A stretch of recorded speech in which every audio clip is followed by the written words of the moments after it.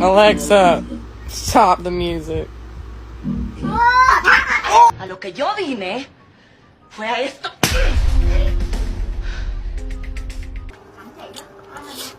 Ngon quá, lâu lắm mới được ăn một cái buổi là chất lượng luôn.